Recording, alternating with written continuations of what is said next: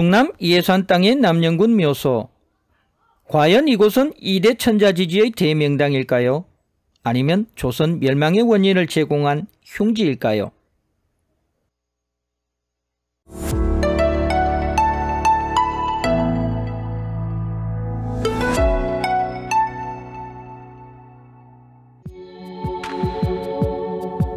남영군 이구, 흥선대원군 이하응의 아버지입니다.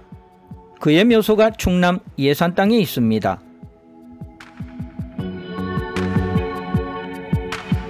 흥선 이하응은 조선말 안동 김씨의 세도하에서 쓰러져가던 이씨 왕권 강화를 위해 수년간의 파라코 생활을 견뎠습니다. 급기야 풍수에 의탁해 왕권 강화를 시도하게 됩니다.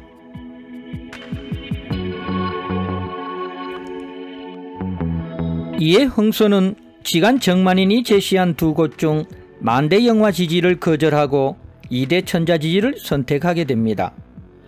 그리고 경기도 연천 땅에 묻혀있던 자신의 부친을 이곳으로 이장합니다.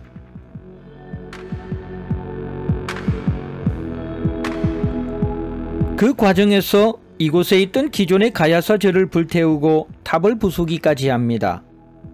그리고 이장 7년 후 그의 바람대로 차남이 태어났고 그가 곧 철종의 뒤를 이어 12세의 왕위에 오르게 됩니다.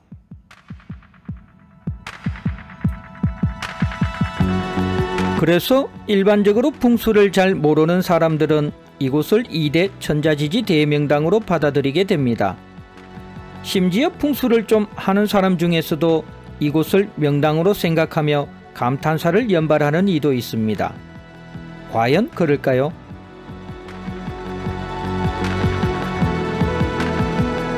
초입에 들었으면 묘소가 높다란 구릉지를 타고 있습니다. 왕릉에 버금가는 규모입니다. 뒤로는 가야산 중봉들이 병풍처럼 펼쳐져 있습니다. 봉우리 하나하나가 다 웅장하고 힘이 넘칩니다. 그중 성문봉에서 산줄기 하나가 뻗어나와 역동적으로 묘소로 내려옵니다. 왕기설인 용을 닮았습니다.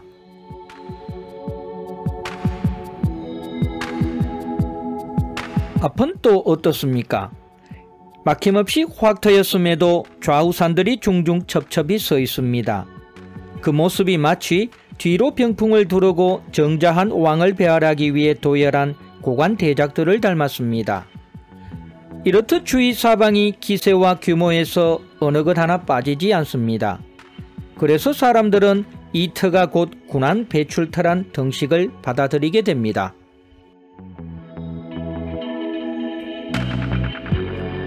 그렇다고 모두가 명당으로 보지는 않으며 흉지로 보는 이도 있습니다. 그들은 2대 왕을 배출했음에도 이후 장자 절송과 국망의 결과를 낳은 것을 근거로 들지요.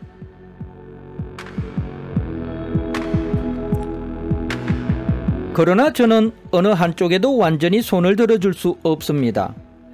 대명당의 편에 서기에는 풍수적으로 석연찮은 구석이 많으며 그렇다고 흉지 편에 서기에도 그렇습니다.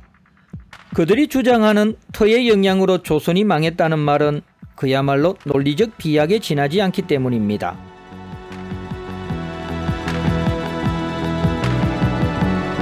저는 풍수학자입니다.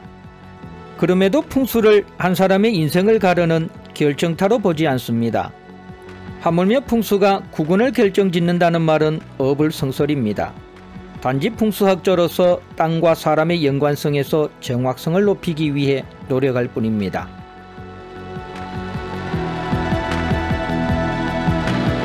저는 남영군 묘의 풍수를 기세에 현혹되기 쉽지만 위험한 터로 요약합니다. 먼저 뒤에 용을 보겠습니다.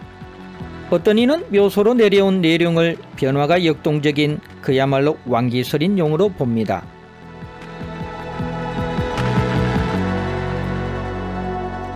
그러나 사람을 현혹시키는 용에 불과합니다.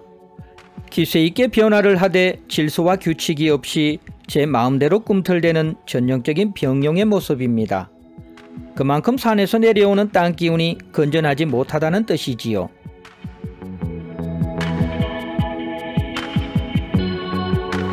또한 묘소 약 300m 뒤에는 이유를 알 수 없는 제법 큰 고갯마루가 완전히 절단된 곳이 있습니다. 언제인지는 알 수 없지만 이 정도로 산이 끊겼다면 올바른 땅기운의 전달은 어렵다고 봐야 할 것입니다.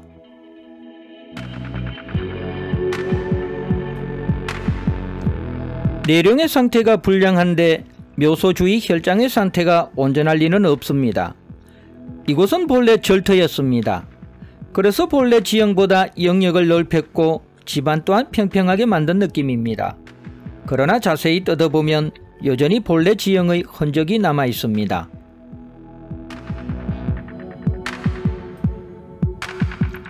먼저 현무봉에서 반시계 방향으로 내려온 용이 묘소 뒤에서 작은 입수봉우리를 일으키고 언덕 좌우로 선익을 펼치고 있습니다. 이때 언덕의 우측이 유난히 배불룩합니다. 이것은 우측의 선익이 더 길고 강하게 뻗었다는 의미입니다.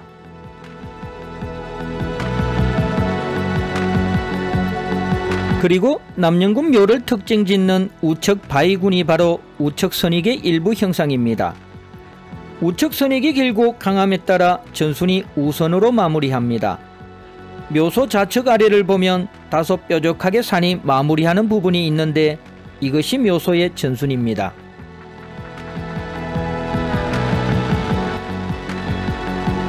혈장만 보면 입수와 선익, 전순 등 갖출 건 다 갖췄습니다. 그러나 군항 배출의 1등 공신으로 대접받는 묘소 우측 바위가 제 눈에는 그리 달갑지 않습니다. 땅이 혈을 맺기 위해서는 아무리 강한 땅기운이라도 부드럽게 변화되어야 합니다. 그런데 이곳의 바위는 성문봉의 거칠고 험한 기운이 끝까지 부드럽게 변하지 못했다는 증거입니다.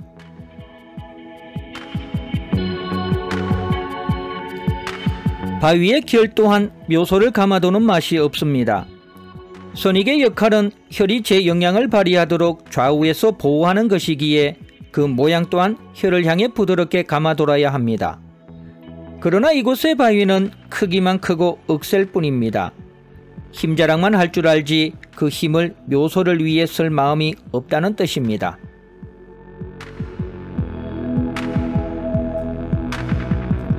이제 앞쪽을 봅니다. 어떤 이는 중중첩첩의 산들을 양쪽으로 도열한 고관 대작들로 보았습니다. 군항자리에 걸맞은 앞의 풍광으로 해석한 것이지요. 그러나 좌우 산들의 뿌리들이 어느 하나 묘소를 향한 것 없이 모두 물 따라 흘러내려가는 형상입니다. 할 수 없이 도열은 하고 있되 마음은 이미 돌아섰다는 의미입니다.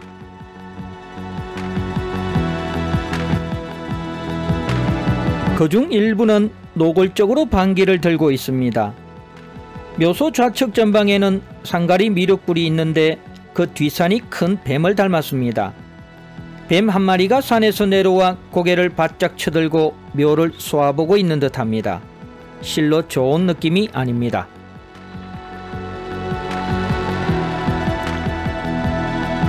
산이 나쁘니 물 또한 마찬가지입니다.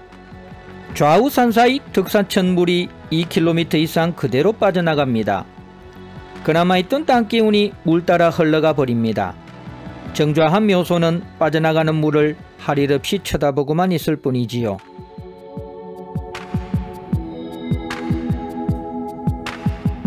결과적으로 남영군 묘는 현혹되기 쉬운 자리입니다. 뒤에 내룡이 역동적이고 앞에 조망이 화려해 군항지지로 현혹되기 쉽습니다. 반대로 물이 묘 앞으로 할 일 없이 빠져나가 궁망의 결과를 낳은토로 해석하기도 합니다.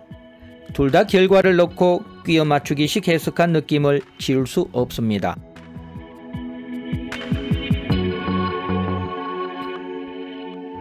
저는 풍수학자입니다.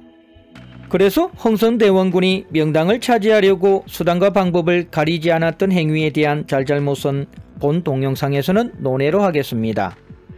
단지 제가 이 틀을 통해 강조하고 싶은 것은 다음과 같습니다. 터의 기세와 화려함 뒤에 숨겨진 거칠고 험한 기운의 위험성을 간과해서는 안 된다는 것입니다.